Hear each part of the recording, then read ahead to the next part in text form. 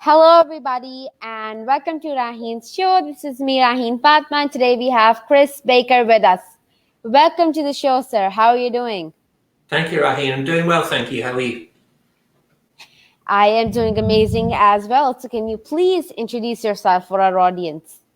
Yes, so my name is Chris Baker, originally from England, but now living just outside of Orlando in Florida, where I've been for nearly 10 years. A leader with the Walt Disney Company here, a Walt Disney Legacy Award recipient, and also a coach, teacher, and trainer, primarily focusing on teen and youth leadership development. Yeah. Amazing. So, let's get into your teens. How were you as a teenager? I mean, like, how was your childhood? And what did you do as a teenager? Yeah, my childhood was fairly quiet, to be honest with you. You know, I was the oldest of three children in our family. Myself and my brother were a year apart, and then when I was 14, my parents had another child, a daughter, so my sister Anna. And really, as a teenager, I was very quiet, very shy, and reserved. Didn't really socialize with many people. When I look back at it now, I didn't realize it at the time, but that was, you know, as I know now, what I know, I can see that. So, you know, I was not really aware of who I was and what I wanted. So I was probably fairly easily led and influenced by other people and things that were going on. Not in a bad way, but just didn't really understand who I was. So.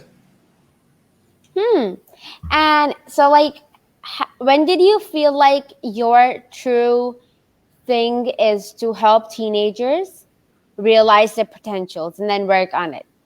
Yeah, it's a fairly recent realization and awareness. To be honest with you, I mean, I'm 54 years old now. When I was coming up to turn 50, I started looking at my life and thinking, what did I want to do with my life, and what was my purpose and passion and so on.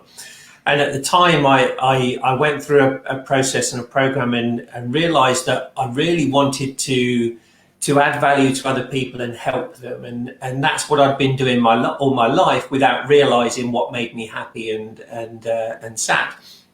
And so as I started looking at that, initially I thought I wanted to help people like myself who were in their sort of 40s, 50s, that were coming to what we call their third quarter of life, that they didn't really know what they wanted to do. They felt a bit stuck in a rut. You know, a lot of people are in that position. And so I thought that was who I wanted to serve. But then as I started looking at it, I started thinking about, well, okay, that's a symptom. That's on the surface of why people feel like, or how people feel. But why do they feel like that, and where did it start? So I started looking back through my life and talking to other people and doing some investigation work and realized that actually it happens in our teenage years, because before we're teenagers, when we're sort of 5, 6, 7, 8, 9, 10, we've got all these wild dreams and big ambitions and nothing scares us. And then when we get into teenagers, you know, our parents and our teachers and the other adult influences around us tend to sort of instill that fear into us, fear of failure, fear of trying new things, fear of what other people might say.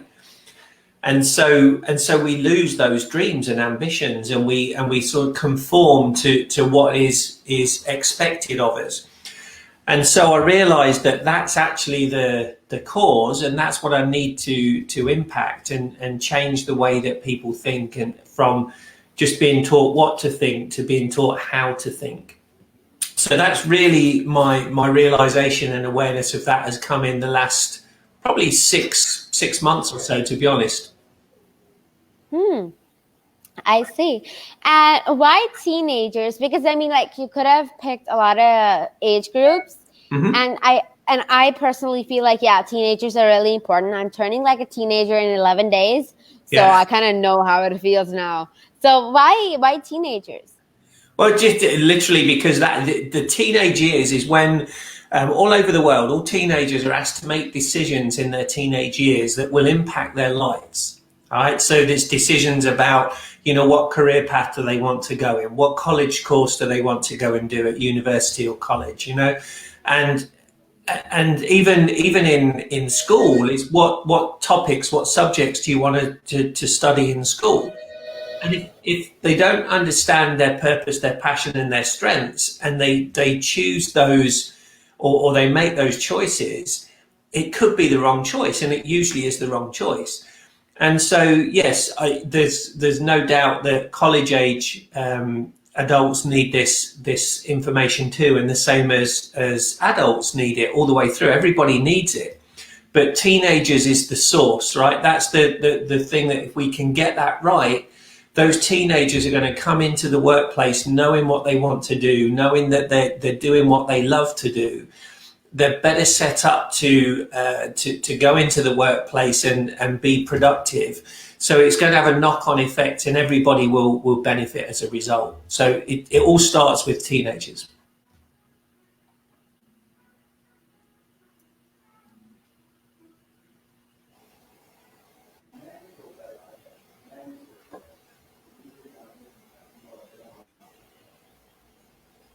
Oh, you still with me, Raheem?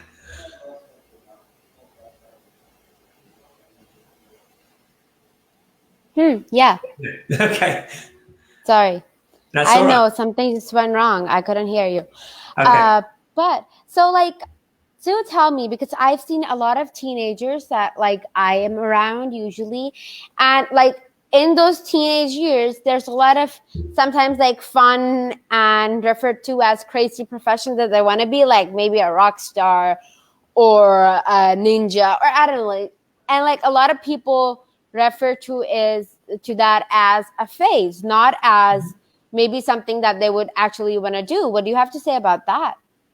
It could be, it could be a phase, and what I like to do with anybody that I work with on one-on-one coaching or in group coaching is say, okay, well, let's take a look at that and say, what is it about that you enjoy? All right, so if you want to be a rock star, what is it about being a rock star that makes you happy, right? Are you a good singer? Are you a good entertainer? Are you a good performer? What does that make you feel like when you're doing that? And so, it could be that's maybe a bit of a passion, but finding out the why behind it is really the purpose, right? So maybe it's that, they want to be a rock star because they actually like the way that make people feel when they can perform. If they can help people release stress and worries and enjoy life. So okay, so what other skills and strengths have you got that you could help people get that same feeling? So we can use that phase, if you like, and that passion to say, okay, well, how can you translate that into doing something that you love to do every day and that will pay you, good money and that will get you the same results? And it could be that it's being a rock star. We need rock stars. But not everybody is. I mean, I would love to be a rock star. I'd love to be a professional footballer, but I'm not good enough. So how can I do something else that gives me those same feelings? But we have to identify those feelings and emotions first, so that we can then say, how can we achieve those every day. And how's that working with teenagers? Because sometimes because again, again, I'm turning one, so I know how it is. Yeah. Sometimes if somebody's being angry with you are cranky, and at times you'll really have those emotions and you're really hard on emotions. So how's it working with teenagers? How's it talking to them and knowing their thoughts? Yeah, it's a good point, and I think one of the other aspects of what I want to work on with teenagers and with parents there as well is communication and connecting skills. And I think that's one of the challenges with teenagers now, is where most of them have got electronic devices, right? So they're brought up on the internet, on cell phones, on video games and so on. So actually talking and connecting and listening to people is a skill that they're not really practicing every day. So it takes a while to get that confidence and get that trust and credibility of what we're trying to do is to help. So it's a process, but it's one that when, again, for me, when I can see those sort of light bulbs going off and the awareness coming for those teenagers, that's a good feeling, because it's like suddenly they're like, okay, I am worthy, I am good enough, I can do these things, because very often they're hiding, unintentionally, but subconsciously, they're hiding behind these sort of electronic devices and those mood swings and attitudes that you described, right? It's a defense mechanism. So. And how do you feel like is the influence of course, electronic devices, internet, and also the celebrity influence? Because if I say I want to be like Beyonce, there's no way I'm being Beyonce, because I know in my heart that it's not going to make me happy. Yeah. So what do you think is like the celebrity and the internet influence on the teenager's mind, on what they want to be and what industry or system they want? Yeah, well, the internet, there's good and there's bad, right? About all of these electronic devices, internet, all social media and everything. You can be influenced positively and you can be influenced negatively. And I think when we don't realize who we are inside, we haven't connected with what our purpose and passions are, it's easy to be influenced negatively. Right? And so because we see images and we see what I call the front end, all right? So we see an image of somebody and we believe that that's all the truth. Whereas behind the scenes, we don't know what's going on in their life, right? They're presenting an image, they're show business, they show people, they're presenting that image. But behind the scenes, they could be going through marriage breakups, they could be suffering from addictions, anything, abuse, whatever. All right, what we also don't see is what they've been through to get to where they are. We see the image of them up on the pedestal, but we don't realize sometimes that they've worked 15, 20 years to get there. So as teenagers can be looking at that and saying, oh, I want that and I want that tomorrow. Well, do you? Are you prepared to put in the work? And they don't realize that. So I think that there can be good and bad, and it's a question of taking away from it what you can use, but being sensible about looking at things and saying, well, is that really the way it is or not? And what do you think is like the parents' part? Because of course, like they're also a very big influence, and what they show to their children or what they allow to show their kids is really important. So what do you think about that? Correct, and that's a big thing as well, right? A lot of these, we have what we call generational influences. So in other words, we look up to our parents, right? And we will emulate and copy what we see our parents do. So one of the challenges with parents is they may say one thing, right? They may tell you to do your homework and concentrate and think about what you want to do in school. But if they're not doing the similar thing, if they're not fully engaged in their job, they don't really enjoy it, or they just took a job because they needed the money and they didn't follow their passion of what they wanted. If they're saying one thing but they're doing another, it's very difficult. What will tend to happen is that the teenagers will follow what they see rather than what the parents are telling them. All right. So there's a saying that people do what people see. And it's true, because that is the influence. We're influenced by the actions of other people. And again, it's not parents' fault, I don't, because it's they were influenced in the same way by their parents, right? And this is again, we're trying to change the way that people think, right? To how they think, and to understand that they can achieve anything they want. They can maximize their potential by following their purpose and their passions. And as Walt Disney said, all of your dreams can come true if you have the courage to pursue them. So I think parents can help their teenagers and help their children by actually demonstrating what they are asking them to do as well. So walk the walk as well as talk the talk. And this is why, the programs that I do will help parents as much as teenagers. And actually, I like to put parents and teenagers through it together so that they can grow together and they know what each other is, where each other are in their stage of life. Yeah. And so you're also the founder at Release Your Unconsciousness. How did that happen? When did that happen? Yeah, so actually, I think I formed that business a couple of years ago now.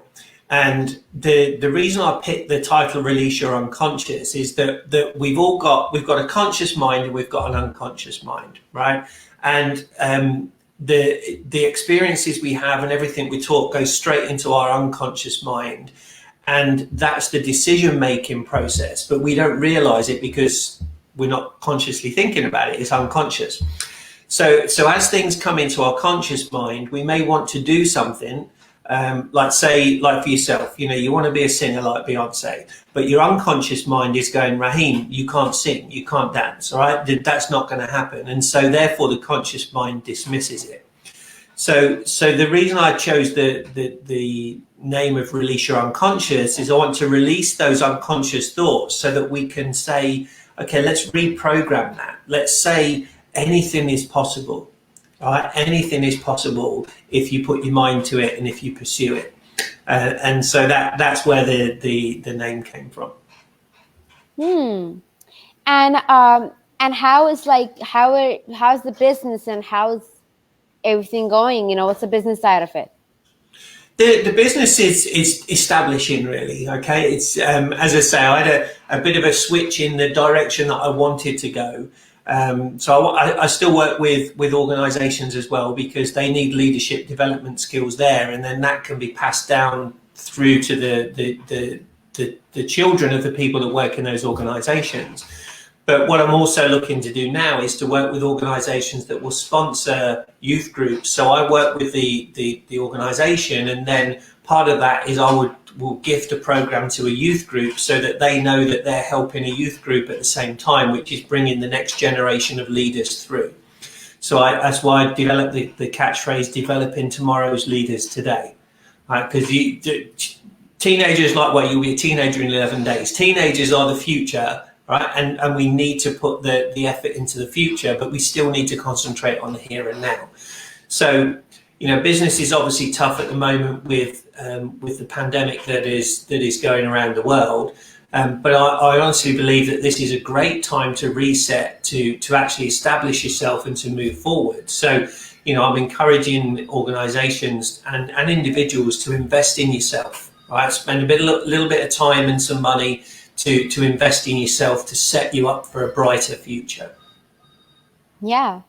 And so you also said that you're linked with Disney in your introduction. And that's what I've been so curious about all the time. So let's get started with Disney. Yeah. I started working for Disney in October 2011. I've been a leader with them over those last sort of almost 9 years now, in different roles. And again, I sort of wanted to work for Disney because I believe that that really customer service is what all businesses should be focusing on.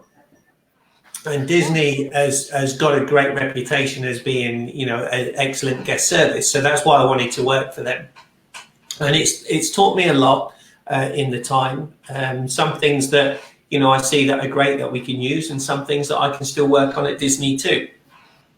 But it's all about really, it's shown me that the legacy of Walt Disney, which again, I say I'm a Walt Disney Legacy Award recipient, which is only given out to about 1% of Disney employees worldwide. So I'm very proud of that fact. And I got that for displaying the attributes of dream, create, and inspire, which were Walt Disney's attributes. And that's what I want to do. I've got big dreams. I want to create things that will help other people to live out their dreams and inspire other people to be the best they can. And that's come from my time at Disney. Yeah. And, so it's very lucky of you that you've even been to Disneyland because, yeah, it's a very expensive place. But again, every person as a kid have got something from Disney, is inspired by something from Disney. So Disney has that reputation that we all, all businesses would dream of. Everybody loves Disney's, even if there's something happening on the back end that is not quite shown to the world, and they still have that happy, good reputation until that thing is solved. Anyway, so you're also a leadership coach at the Yes. Maxwell team. So how's that experience?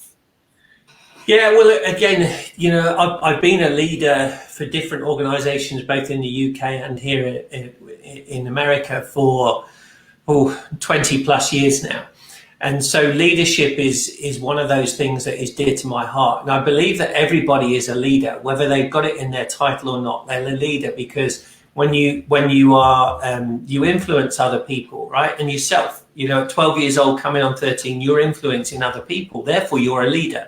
Okay, because leadership is influence. If you're influencing people, it means that they're following you, and therefore you're a leader. But the thing is that in schools and in organizations, leadership is not a skill that is taught. People would say, "Oh, they're a natural born leader." That's not true. All right, leadership is a skill that you can learn. And it doesn't happen in industry, and it's not taught in schools. So again, that was something that I really wanted to focus on and say, how can we help people to be better leaders? Both in their families, in their communities, and at work, and therefore create a better future for everybody. And the John Maxwell team, I joined that 3 years ago now. And John Maxwell's written a lot of books on leadership, and again, it resonates with my way of thinking. There's a lot of great synergies there. So I wanted to get certified in that so that I can again teach leadership to all ages. Yeah, and now I wanted to ask that first. Do you offer like personal sessions with do parents come to you and say that we want you to do like a session with our kid? So Yeah. how does this happen if somebody wants to approach you? Yeah, so I'll do what I call one-on-one coaching, right? So it's personal coaching. So that can be with teenagers, it can be with parents, it can be with anybody, right? And what I do is, first of all, I'll be offering up in September 5 spaces for people to do a 30-day one-on-one coaching. So what happens in that 30 days, we say, okay, what's your goal for the next 30 days? And again, let me say up front, I may not be able to help everybody. So when I have, people can go to my website and actually schedule a strategy call. It's a free call.